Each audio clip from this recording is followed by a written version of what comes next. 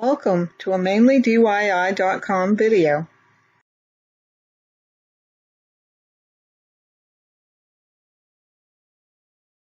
Today I'm going to make a tree card, and I'm working on a glass surfaced piece here.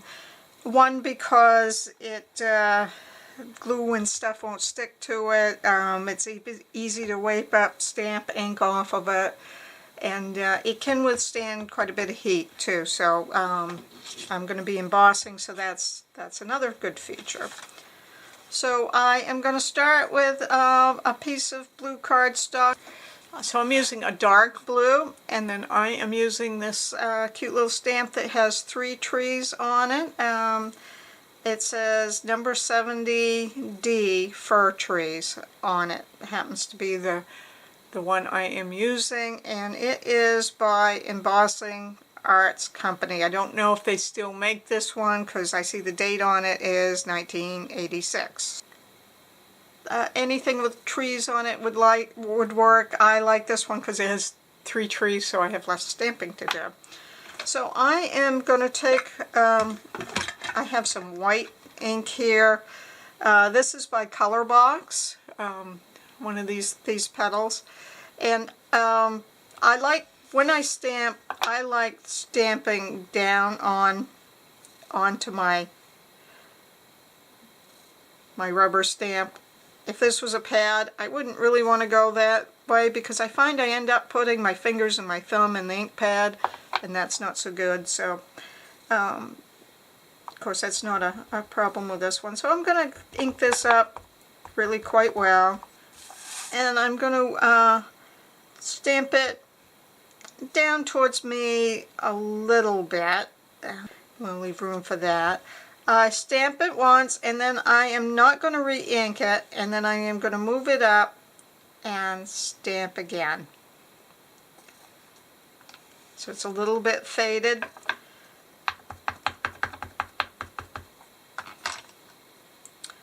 I am going to move it down closer to me, stamp over the edge of the previous image, and then I'll bring one up, and I'm going to actually go right off the edge of my card. That's why this glass plate is really nice. So I'm going to ink up my stamp again, and I'm going to come down towards me again, and then one up a little bit. And I am going to just go off the page. I'm not going to bother re-ink that again. And see how that goes. I'd probably end up cutting that one off anyways. So I'd go all across my paper like that, and then I'd go clean my ink pad.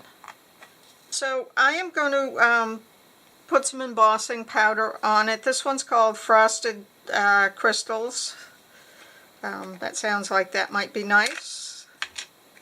So I want to get a snow effect, so I am going to just liberally sprinkle that on.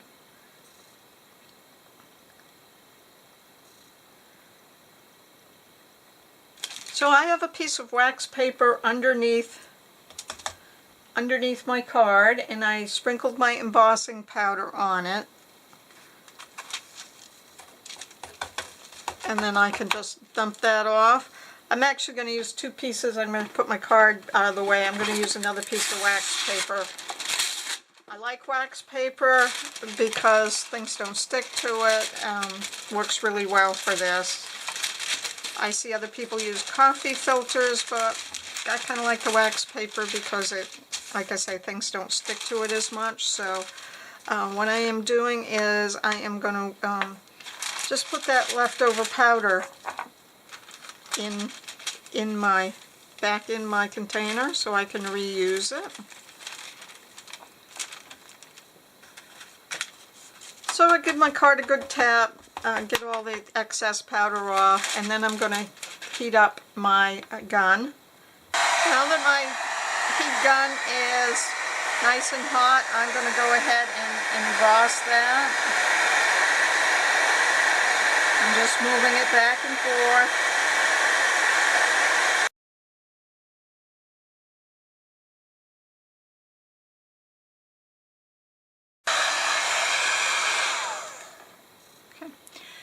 you see how some of my trees are not as white as others? That's what I wanted, these ones that are higher up on my card, because they kind of fade into the background that way. So that's what I was looking for.